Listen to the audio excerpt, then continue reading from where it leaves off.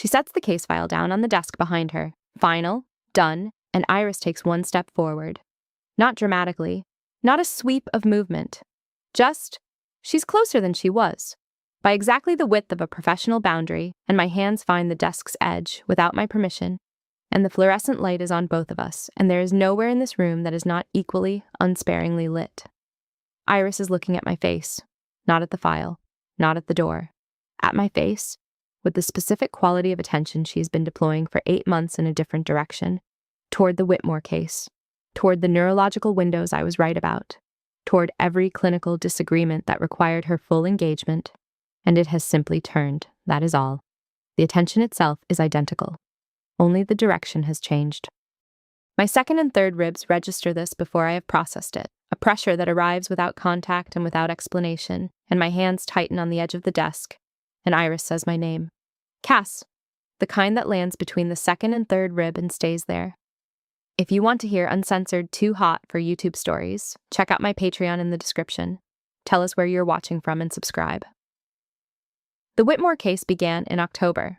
I know the precise date because I wrote it in the margin of the initial consultation report. A habit I developed in residency and never unlearned, dating every annotation in the margin the way some people date letters, as though the timestamp is part of the diagnosis. October 14th.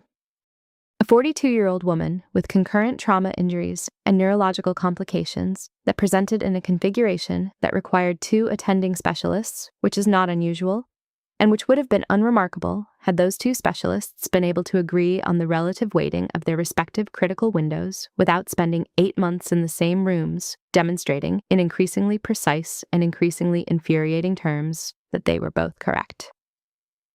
The patient's name was Margaret Whitmore. She was the logistics manager from the east side of the city. She was brought in on a Thursday evening following a vehicle collision with secondary complications that the trauma team stabilized correctly and quickly before the neurological picture began to develop in ways that my department had a specific interest in. I was consulted on day 3. Iris had been running the trauma picture since night 1. Our first meeting was in a room exactly like this one, under fluorescent light exactly like this, with a chart between us instead of a case file. I had read Iris's trauma notes before I arrived. They were exact. The precision was the first thing I noticed, not the conclusions, which were defensible and careful, but the specific quality of the notation itself. The way she declined to speculate beyond what the imaging confirmed. The way every qualifying clause was necessary rather than protective. I had been in the practice long enough to know the difference between a clinician who hedged because they were uncertain and a clinician who hedged because they were precise. And Iris was the latter in a way that made me set her notes down and pick them up again. Then she walked in. The room did not reorganize around her arrival in the theatrical way that phrase sometimes implies. There was no drop in conversation because there was no conversation. It was a consultation, a working meeting. And the room's only other occupant was a charge nurse reviewing a secondary file who looked up once and looked back down. But there was something that happened to the air quality of the room which I am aware is not a clinical observation and which I noted and set aside. She moved at the specific pace of someone who has assessed the distance between herself and every relevant object in the room before she has fully entered it. Her hair was up, her coat was on. She had come directly from a trauma bay, and she had taken 90 seconds to straighten her collar and nothing else. And there was something about the specificity of that choice, 90 seconds on the collar, nothing further, that told me something I couldn't immediately categorize. She looked at the chart, then she looked at me. "You're the neurology consult?" Not a question, a data point she was confirming. Cass, I said. Yes. Iris. She sat down across the table and opened the chart to the imaging section without preamble or performance and said, "Walk me through your read on the subdural development." That was how it started. 8 months is a specific duration. It is long enough to know someone's annotation habits, their shorthand, the specific way they underline when they disagree with a previous notation versus when they disagree with the imaging interpretation. It is long enough to know the precise quality of the pause before they respond to something they consider insufficiently supported by evidence, which in Iris's case was a particular stillness. Not a pause in speech, but a stillness of the body, a complete cessation of whatever micro-movement she had been making. that lasted 2 to 3 seconds before the response arrived, and which I had learned to brace for, because the response, when it arrived, was almost invariably precise and almost invariably correct in a way that required me to revise something I had been confident about. It is long enough to disagree about the same case file from enough angles that the disagreement begins to develop its own texture, its own syntax, a specific grammar of professional conflict that both parties come to recognize, even when it is delivered in new vocabulary. What I had not accounted for was what happened when the case closed. The discharge note was Iris's to write. She was the primary attending on the trauma side, which had always been the larger structural picture, and the neurological complications had resolved first. My side of the file had been thinning for 3 weeks before the trauma picture resolved, which meant that I had been present in the Whitmore consultations for the last 3 weeks with progressively less to contribute, and had been contributing it anyway, which I did not examine at the time and which I am not examining now. Iris completed the discharge note at 10:54 p.m. on a Tuesday. I know the time because I was in this room when she wrote it. She slid it across the desk without a word, and I read it and countersigned at 11:02 p.m. Then she said she was going to check on the floor readiness for the discharge, and she went out. The room was warm. Consultation rooms in this hospital are always slightly warm. The ventilation is designed for larger spaces, and the consultation rooms were retrofitted into smaller square footage during the East Wing renovation, and the airflow has never fully compensated. I know this because I have been in these rooms, this room specifically, dozens of times across 8 months, and the heat is a constant. I had kept my blouse buttoned all shift out of a professional reflex that had no name. At 11:10 p.m., with the discharge note countersigned and the case file on the desk and nobody in the room but me, I unbuttoned the top 2 buttons of my blouse because the room was warm and because the case was closed and because I was, for the first time in 8 months, entirely alone with this file. I was not applying significance to this. I want to be clear about that. 2 buttons, open because of ambient temperature. A fact. Then Iris came back. She did not knock. Consultation rooms in this hospital do not have a knocking protocol because they are working spaces, not private ones. And we have never knocked for each other in this room across 8 months of working in it, and there was no reason to start.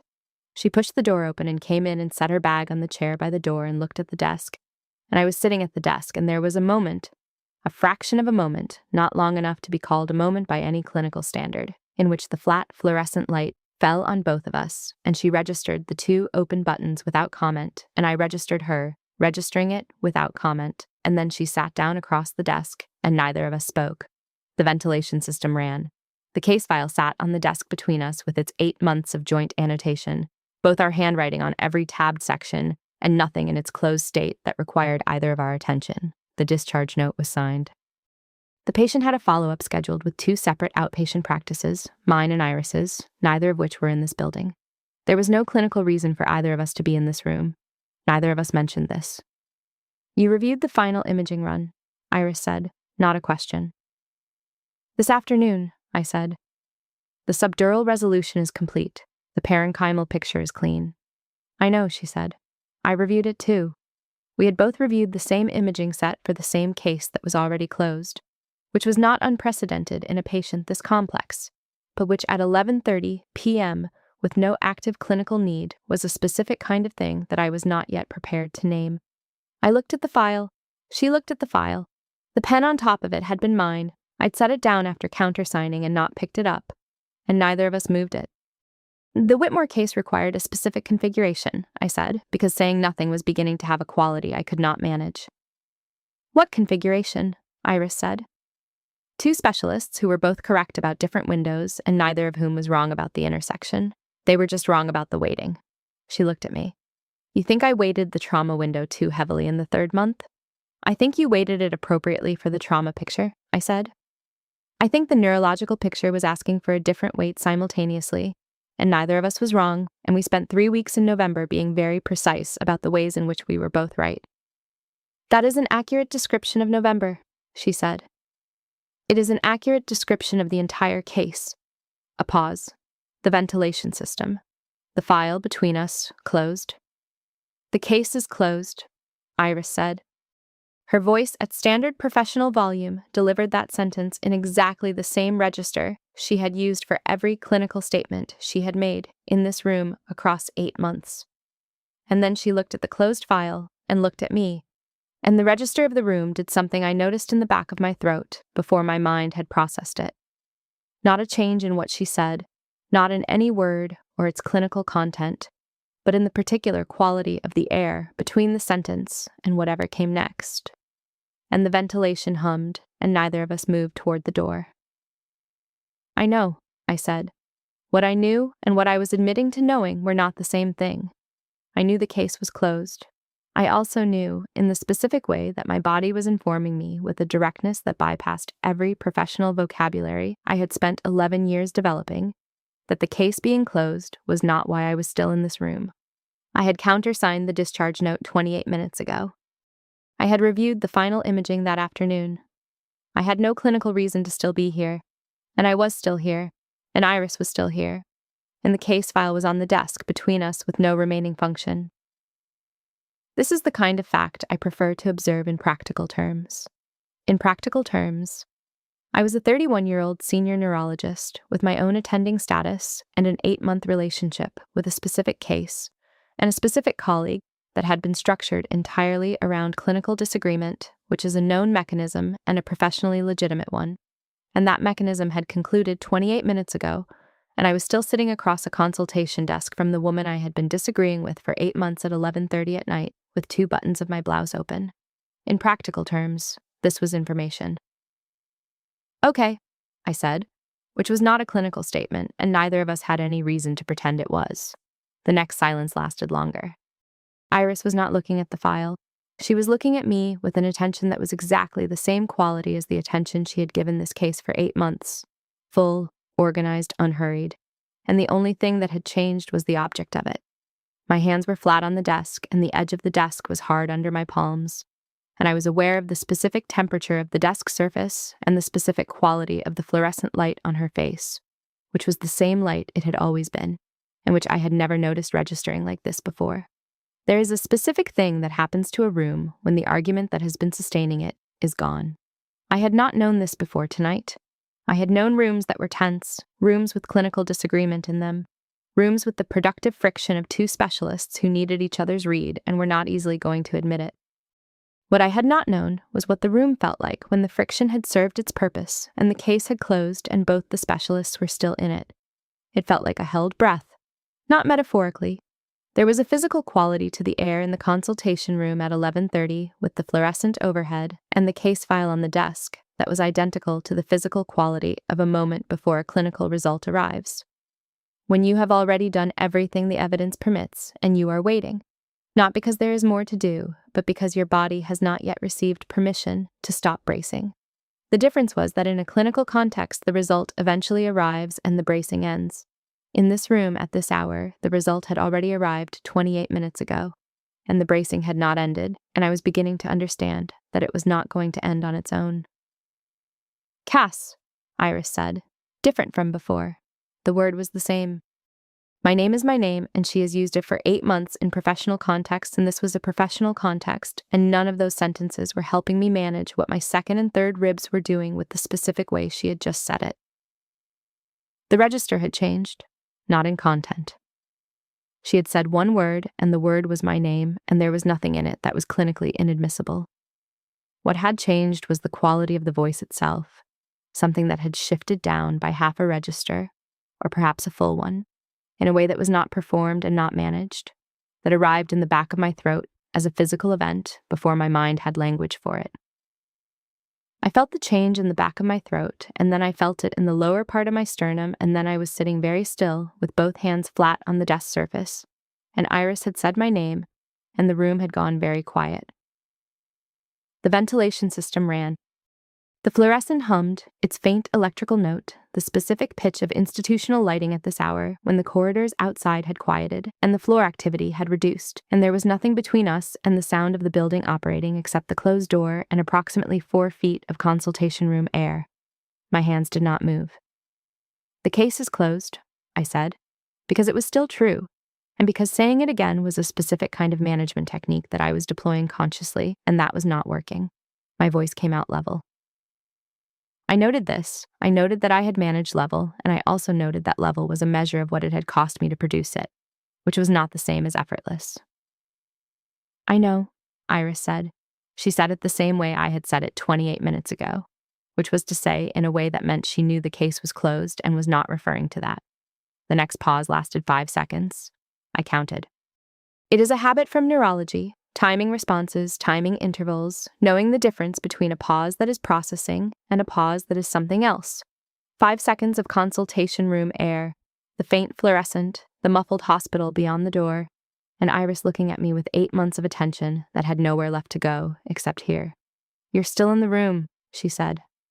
So are you, I said. This was accurate and entirely insufficient as a response, and we were both aware of that, and neither of us moved. There is a discipline that comes with 11 years of clinical practice that is both specific and transferable.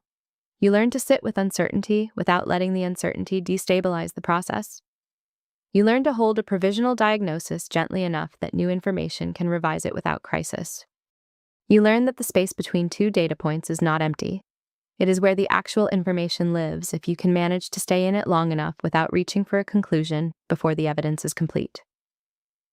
I had been sitting in the space between two data points for 8 months.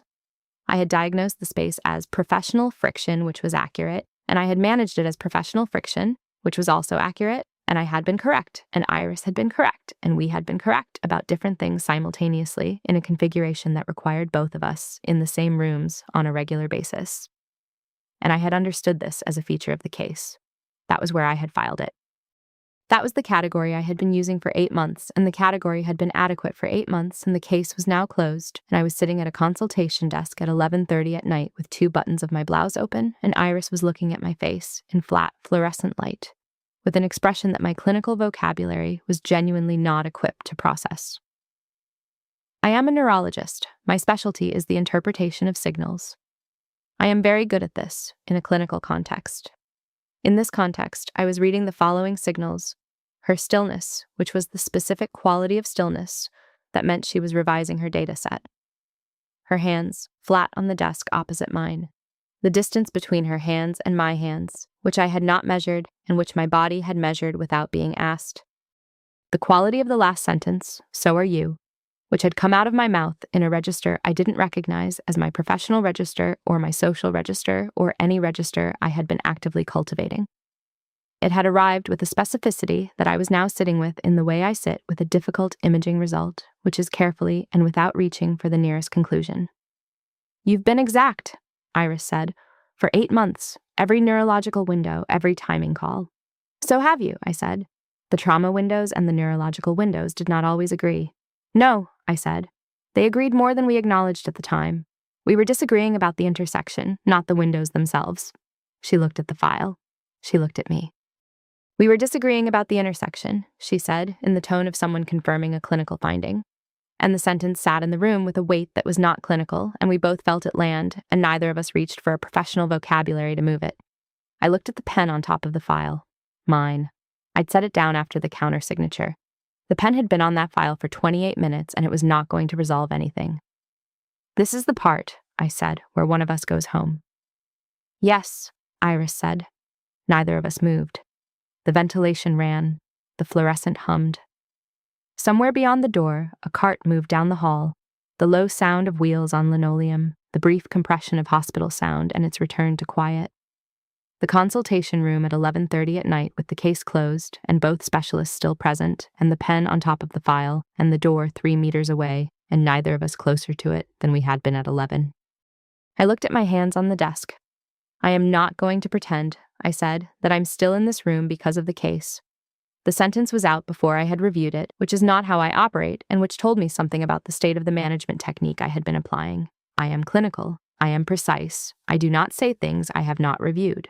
I said that sentence without reviewing it, and it landed in the room with its full weight, and I looked up, and Iris was looking at me with an expression that was not her clinical expression, and was not her professional expression, and was the most organized, contained, precise version of something that I had no category for, and my hands were flat on the desk, and the back of my neck had gone very alert. She stood up, not quickly, with the same specific economy of movement she brought to everything, the assessment of the room's geometry before any large action, the allocation of motion to exactly what is required and nothing more. She stood, and she came around the side of the desk, not in front of it, but to the side, and she set her hand down on the desk beside my hand. Her hand was warm. I registered this before I registered anything else, which is how the body works. The body processes temperature before context, before meaning, before the overlay of any professional vocabulary that might allow me to place this in a category and manage it accordingly. The warmth of her hand on the desk surface beside mine, not touching. Approximately 1 inch of consultation room air between her smallest finger and my hand. And I was aware of that inch of air the way I was aware of the fluorescent and the ventilation and the muffled corridor beyond the door, as a physical fact of the room that I was inside of. She had come around the side of the desk. She was standing beside me, not across from me. The geometry of 8 months had been across the desk, across the case file, across the Whitmore window, across every productive and infuriating clinical disagreement that had structured our professional relationship since October. The geometry was now beside.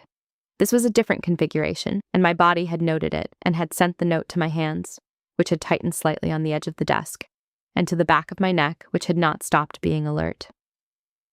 "The case is closed," Iris said. "You keep saying that," I said.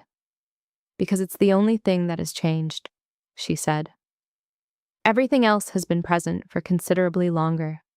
I looked at her hand beside my hand, the inch of air between us, the desk surface, both our weight on it, the pen still on the closed file. I could smell at this proximity the specific quality of her, cedar and something that was either cold linen or the antiseptic register of a long shift, or both. A scent I had been aware of in passing across 8 months and which had never been this close, and which my body was now cataloging in a way I was not directing it to do. "Everything else," I said. "You understood the Whitmore window in the 3rd month," she said. "The neurological picture ahead of the trauma implications. You called it before the imaging confirmed it.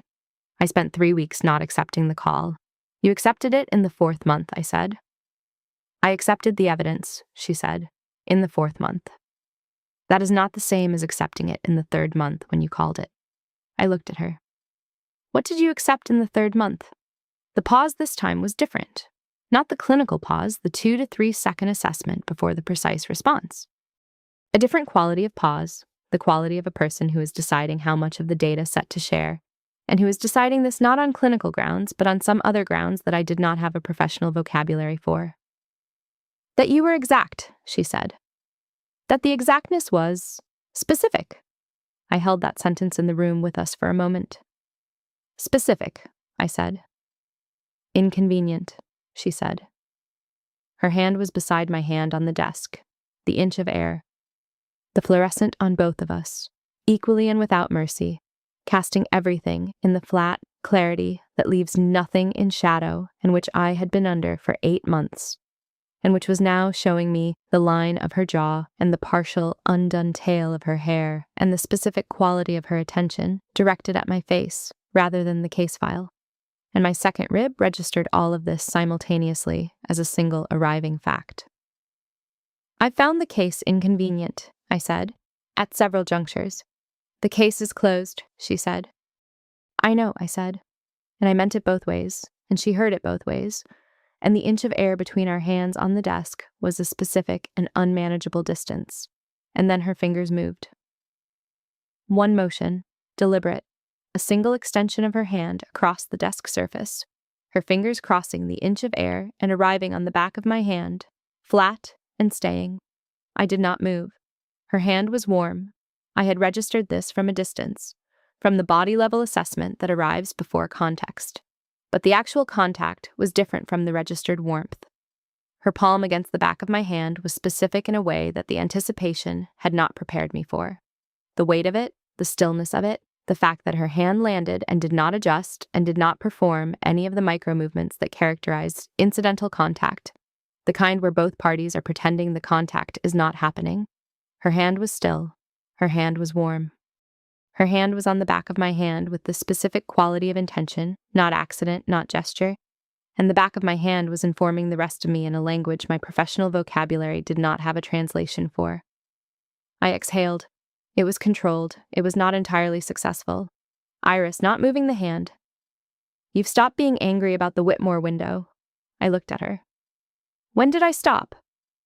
"Approximately 5 weeks ago. she said. The last neurological review.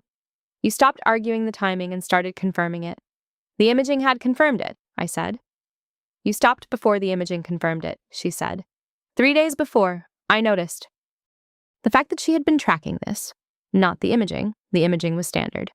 The fact that she had been tracking the specific quality of my engagement with the case across 5 weeks with enough precision to identify a 3-day shift in register, and the fact that she had noticed this and had filed it and was now reporting it with the particular economy of her clinical vocabulary.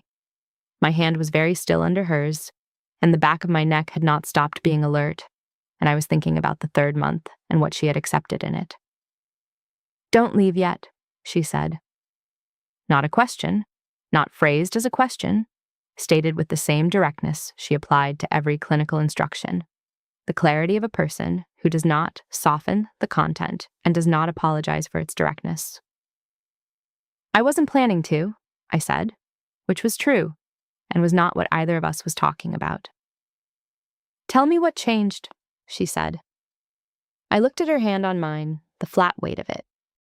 The warmth, which had passed the point of temperature differential and was now simply the warmth of 2 hands in sustained contact, which is a different thing. The pen on the file, the discharge note under it, both our signatures. Nothing changed, I said. She looked at me. The case closed, I said.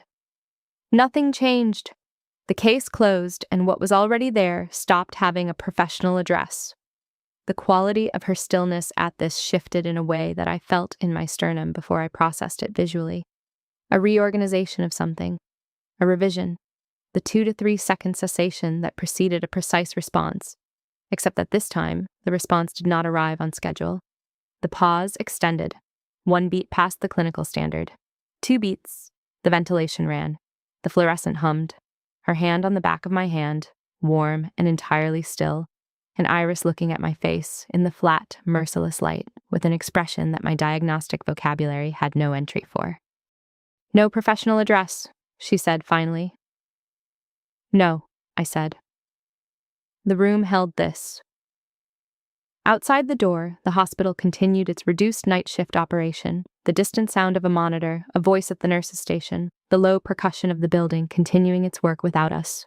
Inside, the fluorescent, the file, the pen, the warmth of her hand, the blouse I had opened 2 buttons of at 11:10 for the heat, which I had been planning to rebutton, which I had not rebuttoned, which was a fact I had been managing by not looking at it, and which the flat fluorescent light was illuminating without preference or softness, the ivory edge of the silk slip bra visible at my collar, and Iris's gaze had moved from my face to my collar, and returned to my face, and her hand on the back of my hand had not moved. I was aware, in the part of my awareness that was running parallel to the conversation like a second monitor, that I had been in this room for 28 minutes since the countersignature, with 2 buttons open, and had been planning to rebutton them and had not rebuttoned them, and that the specific window in which I might have managed that had been approximately the window between Iris's departure to check on floor readiness and her return, which I had spent sitting at the desk in a quiet room with a closed case file and not rebuttoning my blouse, and that this was also information, and that I was not examining it. I was not examining it at all. She stood up, the geometry shifted, and she moved to my side of the desk with the economy of a person who has made a decision and is implementing it without revisiting the decision at each step. And she set her hand flat beside mine on the desk, and her fingers crossed the air and landed on the back of my hand and warm, still.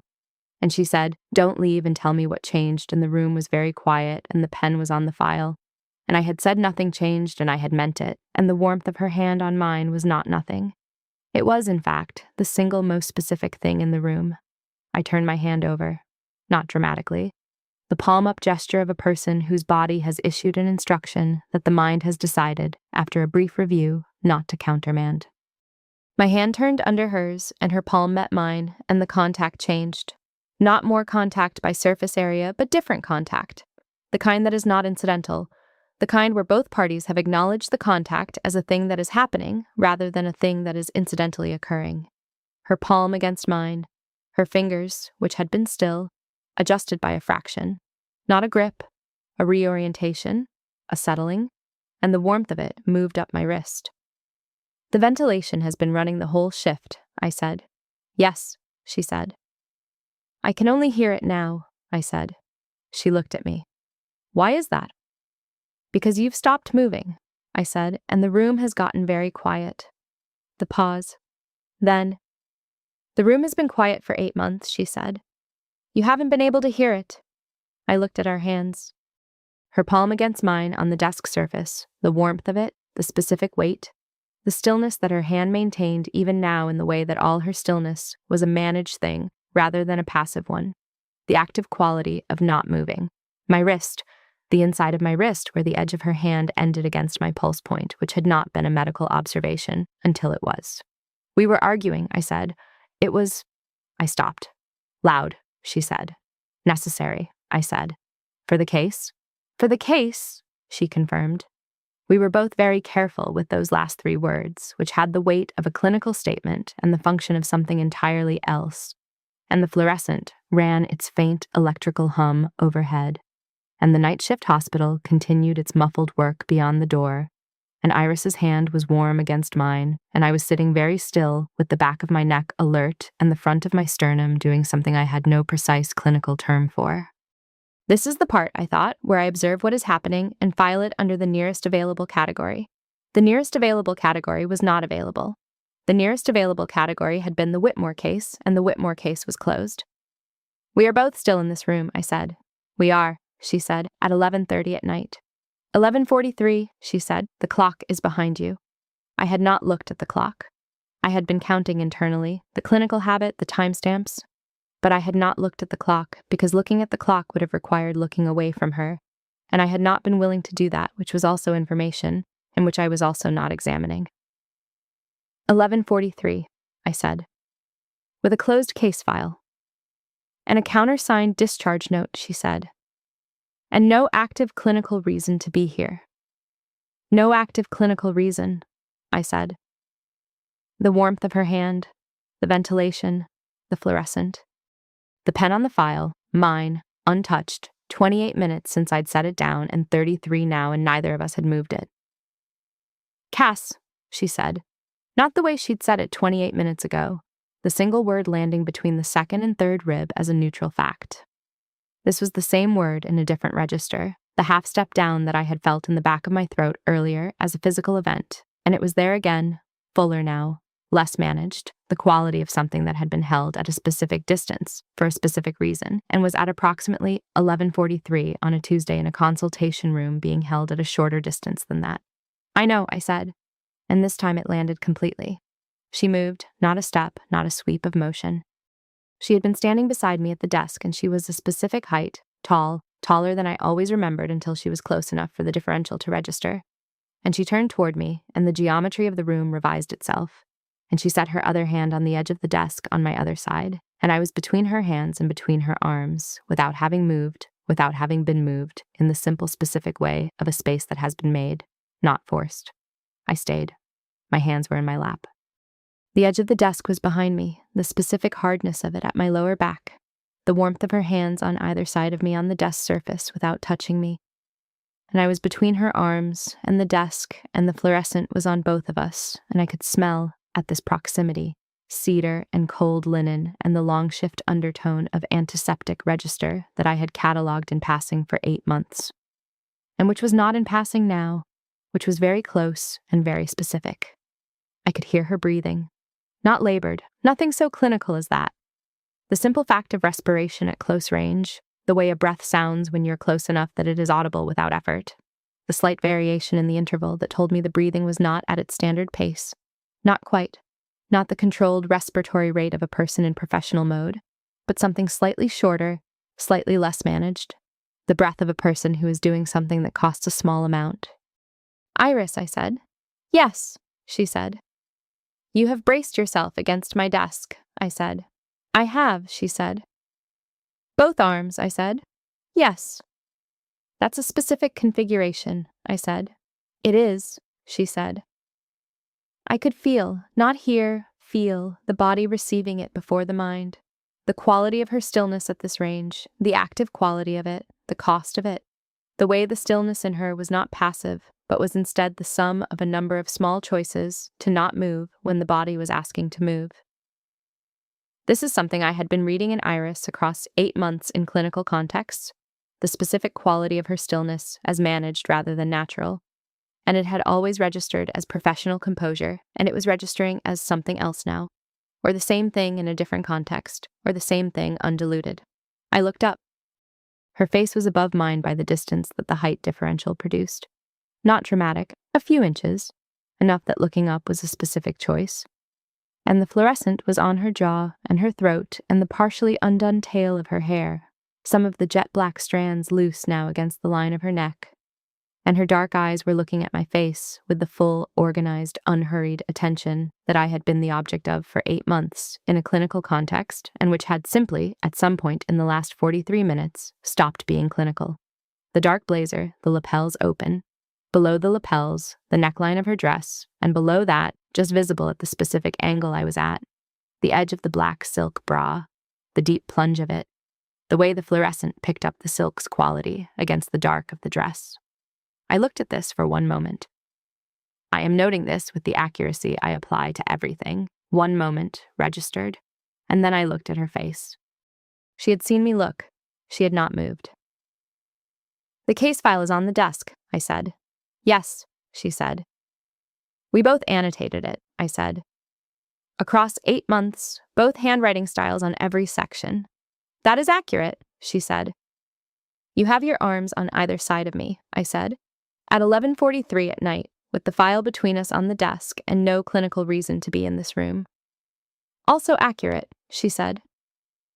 "Iris," I said. "Cass," she said.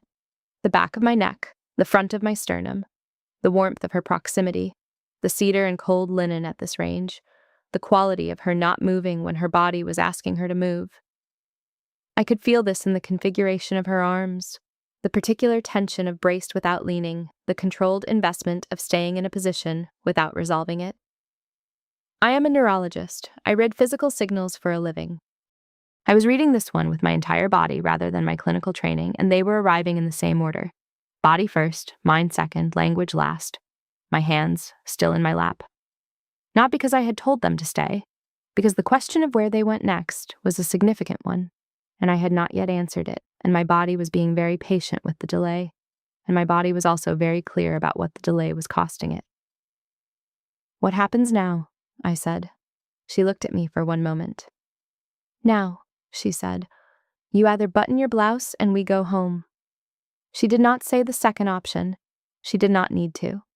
The second option was present in the room the way the ventilation was present, constant, prior, audible only when everything else had gone quiet.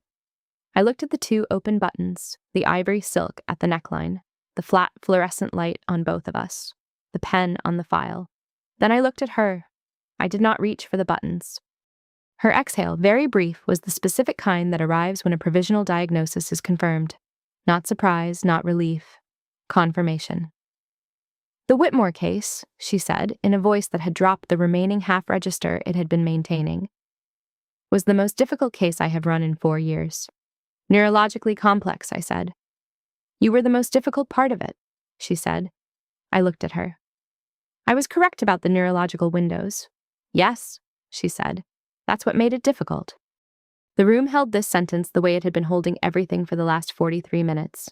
With the fluorescent running and the ventilation running and the case file on the desk and 2 hands that were no longer on the desk but had moved, my hands off my lap and to the desk edge at my sides because my body had asked for purchase and I had given it.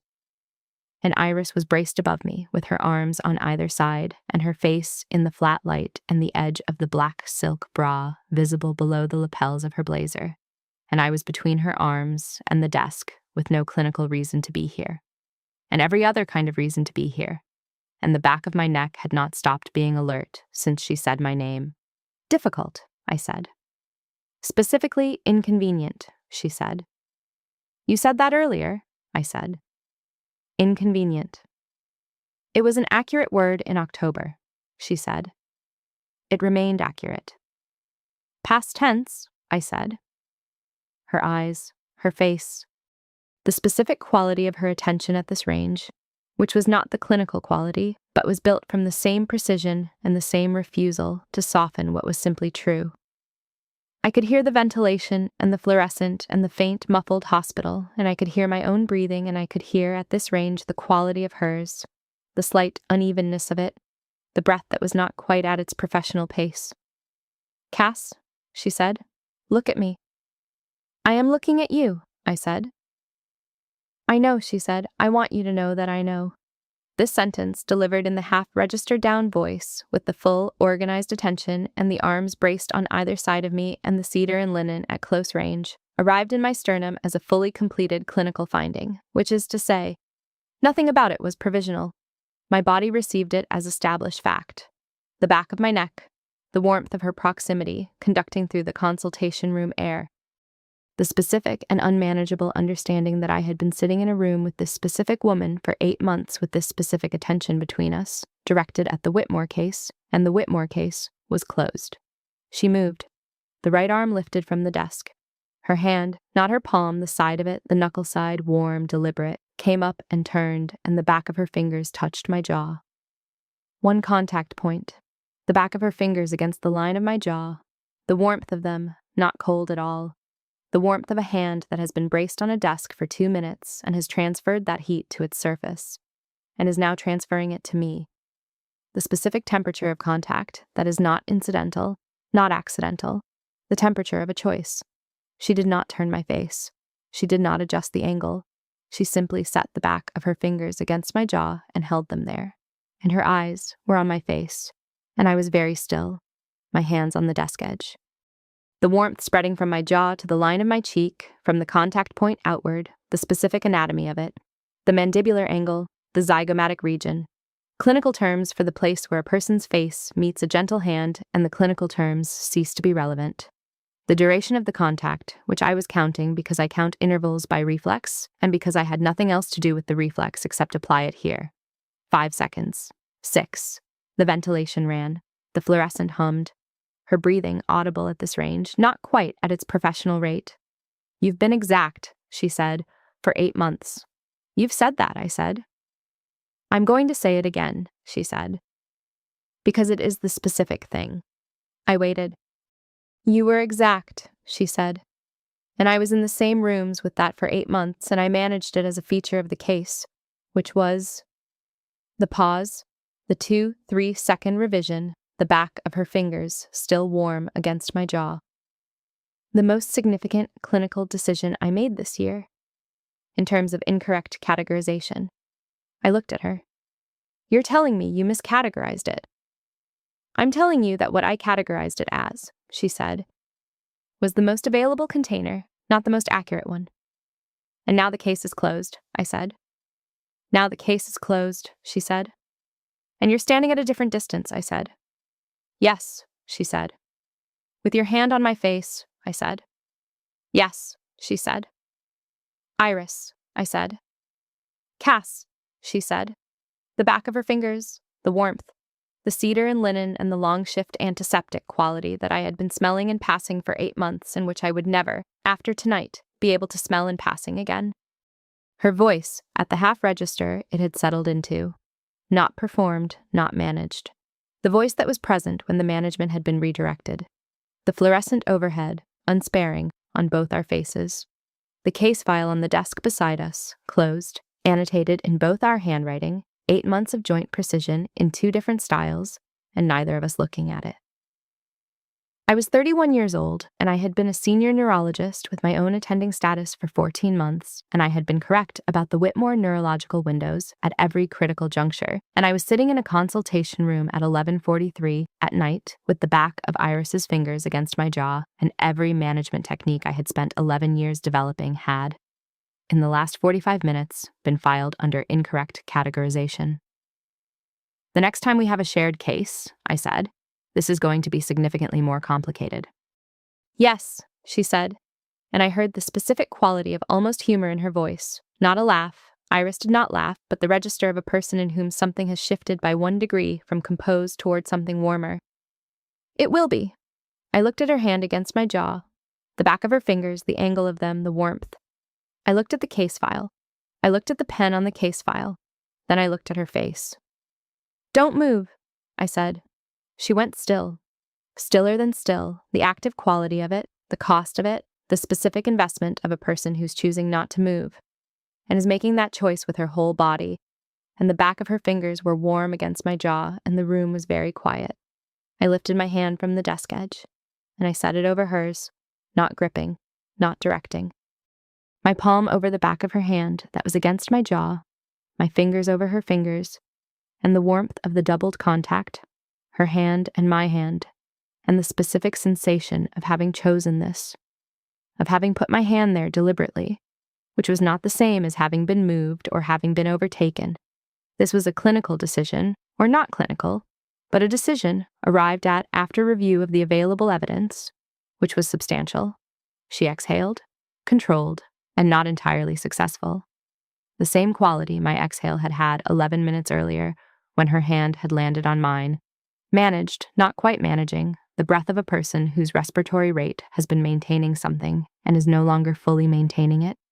And I felt this exhale at the close range of her proximity as a physical fact, the warmth of it against my forehead, the brief and specific warmth of a breath that had not been intended for anyone and which arrived on my skin without her permission or mine. "Cass," she said.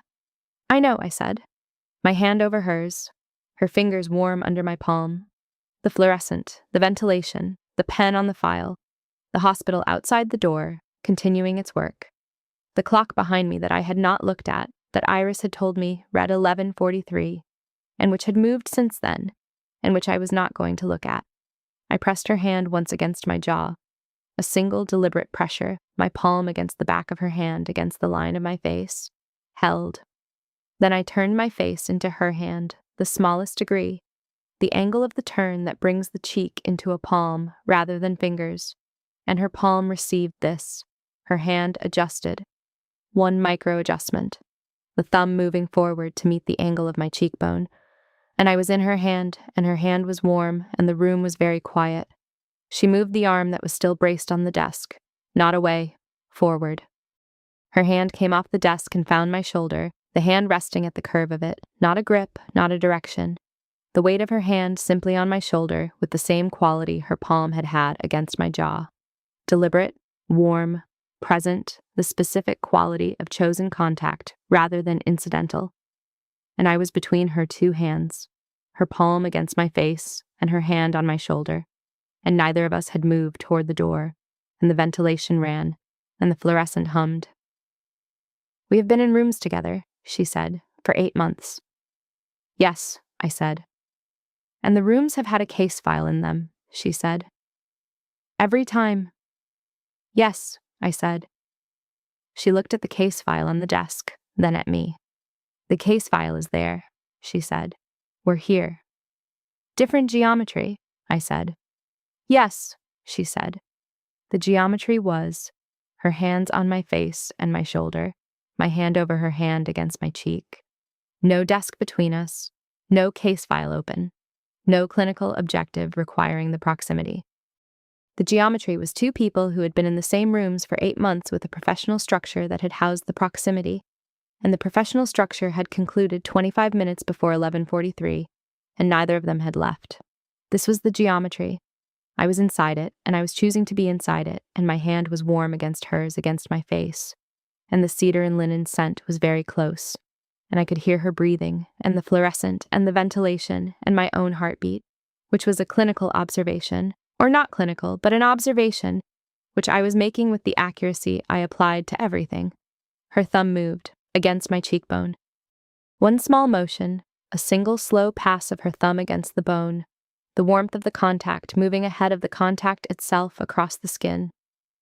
And I felt this in my jaw, and in my neck, and in the lower register of my sternum, and in my hands, which tightened on hers by a fraction, just a fraction, the involuntary grip of a person whose body has received a specific input and is responding without being asked.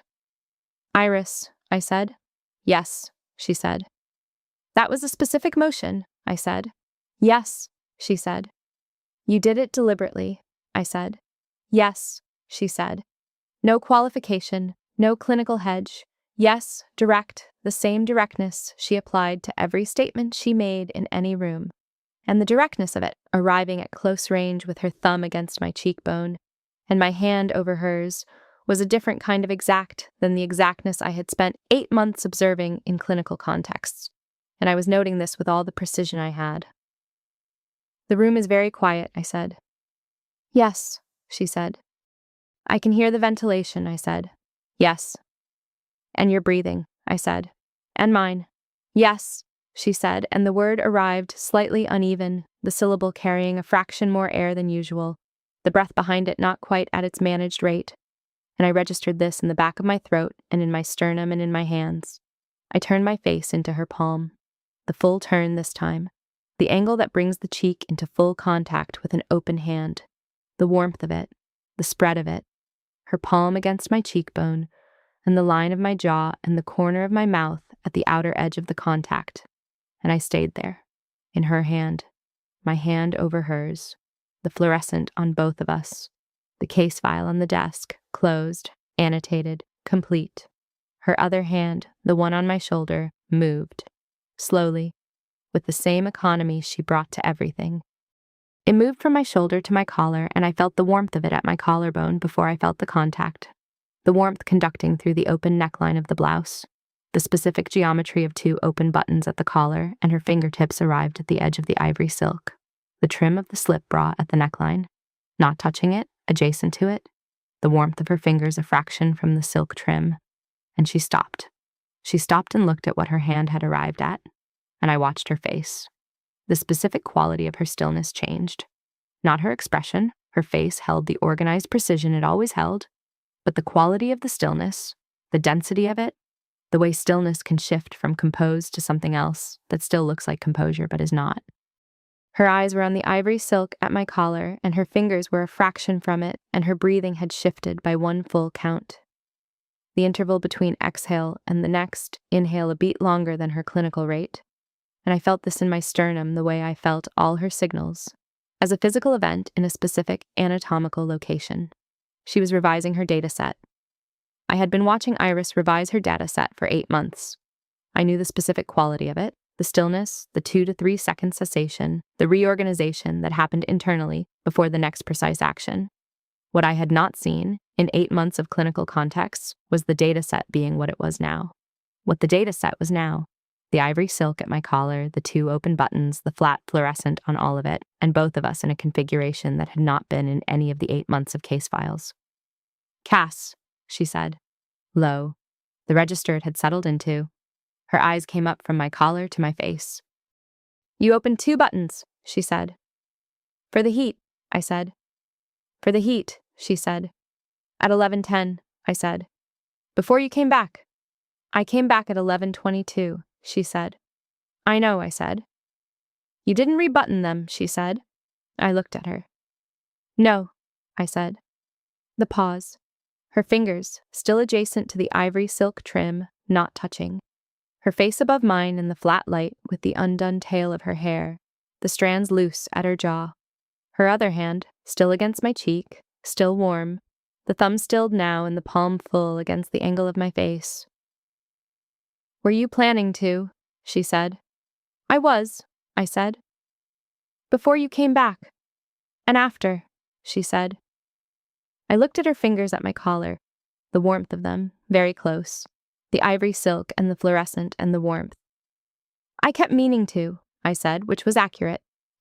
The specific quality of almost humor arrived again in her voice, and this time it was warmer, fuller, the register of something that had let go of approximately 1/2 of its management.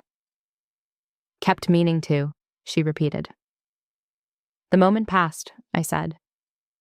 "Several times," she said. "Several times," I agreed. Her fingers, adjacent to the ivory trim, moved. Not to touch it. They moved fractionally further, just a fraction, not closer. The absence of the touch arrived in the skin of my collarbone as a physical event, specific, located, the warmth of fingers that were very close and that had just moved further rather than closer, and I registered this absence in the specific anatomical location with the same clarity I would have registered contact. I took a breath. "Iris," I said. "Cass," she said. "You moved your hand further away," I said. "I did," she said. "That was deliberate," I said. "Yes," she said. I looked at her. Why? Because, she said, with the directness that was simply her register in any room. I want you to tell me, before I do anything you haven't decided you want. The room was very quiet. The ventilation, the fluorescent, the closed case file, and the pen and the countersigned discharge note. Iris above me, both hands present, one against my cheek, one adjacent to my collar, and her face in the flat light with the organized precision and the half-register down voice and the jet black hair partially undone and the dark blazer with the lapels open and the edge of the black silk bra visible below the lapel line and 8 months on the case file on the desk between us and neither of us looking at it. I had not decided, I thought. I had been managing.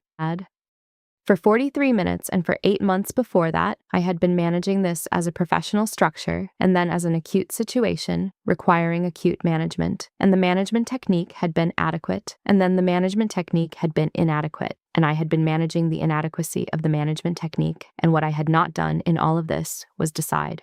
I am a neurologist. I operate on the evidence. The evidence was as follows: 8 months of being correct about different things in the same rooms with the same woman. The case file with both our handwriting, the discharge note with both our signatures. 43 minutes of a closed consultation room and a warm hand and a voice that had dropped a register it had been maintaining for 8 months and the warmth of cedar and cold linen at close range and a thumb against my cheekbone and an ivory silk bra in a flat fluorescent light at 11:43 at night. This was sufficient evidence. I've decided, I said. Her hand came to my collar. The fingertips arrived at the ivory trim, touching it now. The edge of the silk, the specific quality of silk under fingertips, the slight coolness of the fabric against the warmth of her hand, and then moved without drama, without sweep, following the lapel of my open blouse down from the collar, one finger tracing the inside edge of the fabric, and the warmth of her fingertip conducted through the space between the silk and my skin, close but not contact, and then contact. Her fingertip against the skin of my sternum where the blouse lay open. One contact point, warm, still. I did not move. All right, she said, and it was the most specific thing she had said in 43 minutes. She stepped back. Not away, back, a fraction, just enough to change the geometry from above to beside, and then to indicate, with the specific directness that was simply how she communicated, the chair at the end of the consultation desk. The one at the corner, facing the room, not the chair I had been in, but the chair perpendicular to it, the one that she had pulled out slightly from the desk when she came around to this side. I looked at the chair. I looked at her. She sat in it. She sat in the corner chair and looked at me with the organized full attention and did not say anything, which was its own instruction, the kind delivered without words and received without words, the kind where the clarity is in the geometry rather than the language. I stood up from my chair. The standing was a decision, too. Every step in the geometry after the deciding was a decision. Each one discrete, each one chosen. The body asking and the mind confirming. No step taken by momentum or overtaking. I stood. I turned. The chair was there, and Iris was in it, and the fluorescent was on everything, and the case file was on the desk behind me, and I sat in her lap. The warmth of her was immediate. The specific warmth of a person's lap under your weight, the distribution of it, the solidity of it, the specific lived temperature of sustained contact, arrived before anything else, before her hands or her voice or any other signal. I was in her lap, and she was warm, and the fluorescent was overhead, and I was aware of the exact configuration we were in with the precision of a person who has been a neurologist for 5 years and who is now receiving an amount of physical information per second that is well outside clinical parameters. Her hands came to my waist. Both of them. The warmth of them, through the blouse, at my sides, fingers spread, the grip not tight but present, the kind of grip that is not accidental and is not performance, the kind of grip that a person's hands arrive at when the body has been waiting for a specific contact and the contact has been given permission and the hands are implementing the permission with all the direct, unperformed investment of 8 months. I felt this in my ribs. I felt this in the back of my neck. I felt this in the specific region of my sternum where her name had been landing for the last 43 minutes, and I was sitting in her lap in a consultation room at whatever time it was now, past 11:43, with the fluorescent overhead and the case file behind me and Iris's hands at my waist in cedar and linen at very close range. She looked at my face. "Tell me," she said low. You've been thinking about this for 8 months. The sentence arrived in my chest as a physical event with the specific accumulated weight of every clinical session and every annotated case note and every productive, infuriating disagreement and every pause and every inch of professional distance that we had both maintained across 8 months of being in the same rooms with the particular energy of two people who needed each other's read and would not easily admit it. The sentence arrived with all of that behind it, and I received it in my sternum and in my throat and in my hands, which had come up to her lapels without my directing them, my fingers at the dark fabric of her blazer, not gripping, present, her hands at my waist gripped. Not suddenly. It was not a loss of control, but the release of one, the specific distinction between a grip that arrives because a person can no longer maintain the restraint and a grip that arrives because a person has decided to release the restraint. And this was the second kind. Both hands at my waist tightening with a full investment of fingers, all of them, the quality of pressure that arrives when a body stops asking permission of itself and simply acts. Her exhale arrived 1 beat late. 1 full beat past where it had been scheduled, the rhythm of it going wrong in exactly the way that a controlled respiratory rate goes wrong when the control is no longer the priority. And she did not attempt to recover it professionally, and I felt the late exhale against my jaw and my neck and the warmth of it against the skin of my collar where the blouse was open. She did not attempt to recover it. This was the specific thing. In 8 months of clinical context, Iris recovered everything. Every pause, every shift in register, every moment when the management cost was visible. She recovered it, always, with the precise efficiency of a person who understood that visibility was a concession, and who did not make concessions. She had recovered everything for 8 months. She did not recover the exhale. She held me at the waist, hands warm and entirely present. And she looked at my face. And the exhale was still in the room, unrecovered in the fluorescent light with the case file on the desk and the pen on the case file in the hospital outside the door continuing its work. Since the Whitmore window, I said. Her hands at my waist did not move. My hands at her lapels did not move. The room was very quiet. The ventilation, the fluorescent, the muffled hospital. And then it was quieter, and then it was the specific quiet of two people very close together who have stopped pretending that the proximity is clinically indicated. I could feel her heartbeat, not medically. The warmth of her hands at my waist conducting inward, the solidity of her under me. The way sustained contact at this range produces a kind of somatic attunement that is not a clinical finding, but is also not nothing. I could feel the rhythm of her, the steady, unhurried rate of it, slightly elevated from its resting rate, which was information, and which I was receiving. Her thumb moved at my waist. The same gesture as my cheekbone, the same slow, deliberate pass. Except that this was through the fabric of my blouse, and this was my side, and this was the pad of her thumb against the material at my hip, and I felt it through the blouse, and through the skin, and into the bone. "Cass," she said. "Yes," I said. Not a question, not a deflection. The simplest answer to the simplest invocation of a name delivered by a person whose body had arrived somewhere and whose voice had followed. She looked at my face for a long moment. Then she looked at my collar. The blouse, open at the top, 2 buttons. The ivory silk at the neckline.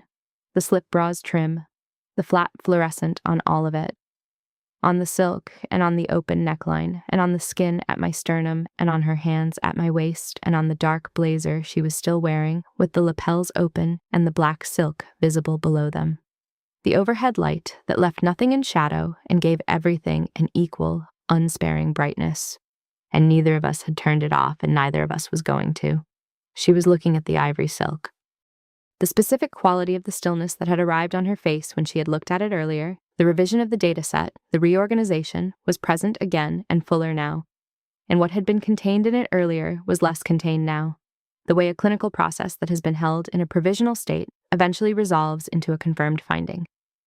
She was looking at the ivory silk at my collar, and her hands were at my waist, and her breath was at the late exhale she hadn't recovered, and I was in her lap in the consultation room at whatever time it was past midnight with the case file on the desk.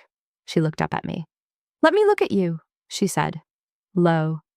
The fully arrived version of the half-register voice, the version that had no remainder of the management she had maintained for 8 months. The voice that was simply her voice at close range in a consultation room when the case was closed and the argument had concluded and neither of us was going to pretend. I held still. She lifted one hand from my waist. Slowly. The warmth of the release from my waist arrived as an absence in that specific location, my skin registering the departure before it registered the approach, and her hand came up and arrived at my blouse collar, fingertips at the fabric edge, and she drew it back. Not opening a new button. The blouse was open. She drew the collar back along the line of my shoulder, both hands now from my waist and from my collar, moving the fabric to either side of the neckline so that the full expanse of the ivory silk was visible. The slip bra in the flat fluorescent light, the trim and the pale silk and the warmth of me under it. And she looked at it. She looked at it with the same quality of attention she had been directing at case files for 8 months. It was the most specific thing anyone had ever done with attention in my presence. Her hands, having drawn the collar back, did not move. The blouse open, the silk visible, her 2 hands at the edges of the neckline, not touching the silk, adjacent to it, warm at the proximity, the warmth of her hands at the edge of the contact, conducting through the air between her palms and the fabric. I could feel the warmth of her hands without her touching me. I could feel where the contact was going to arrive before it arrived. My hands were at her lapels, and I was holding the lapels, and the black silk below the lapels was in my peripheral vision, and I was not looking at it. I was looking at her face. "Iris," I said. "I know," she said, and she set her palms flat against the ivory silk. The warmth of it arrived through the fabric at my sternum and in the register of my ribs and in the back of my neck and in the inside of my arms and in the space behind my eyes that is not an anatomical location, but which I have no other way to describe. Her palms flat against the silk, fingers spread, the warmth of both hands against my chest at full contact. And she held them there, and she looked at my face, and she did not move. I looked at her, at the dark eyes, at the jaw and the undone hair against it, at the blazer lapels under my hands, at the black silk below the lapels, at the flat fluorescent on all of it, at the specific quality of her face at this moment. Organized, precise, present, the same face that had been in every consultation room for 8 months, and which was here now with none of the case file between us and both her hands against my chest and my hands at her lapels, and the warmth of the contact spreading outward from the silk into the skin and into everything beneath the skin. The case file was on the desk. Neither of us had looked at it in 18 minutes. "Iris," I said. "Cass," she said. "Your hands," I said. "Yes," she said. "Are very warm," I said. She looked at me, and something in her face moved. The specific degree of shift from composed to something warmer that I had been cataloging in fractions across 8 months, each fraction a separate clinical finding filed in the incorrect category. And what arrived on her face now was not a fraction, but the whole accumulated sum. Every fraction at once, and it was the most specific thing I had seen in a very long time. "You are," she said, "the most exact person I have ever worked with." "You told me I was inconvenient," I said. "You are both," she said. I pulled her lapels. Not hard, I pulled them toward me, both lapels, my hands in the dark fabric, and she came with them and the geometry shifted, and her face was at the level of my jaw and then at my cheek, and then we were at the same level, the same height, her face at my face, and her palms were still against my chest, and my hands were in her lapels, and the fluorescent was overhead and the room was very quiet.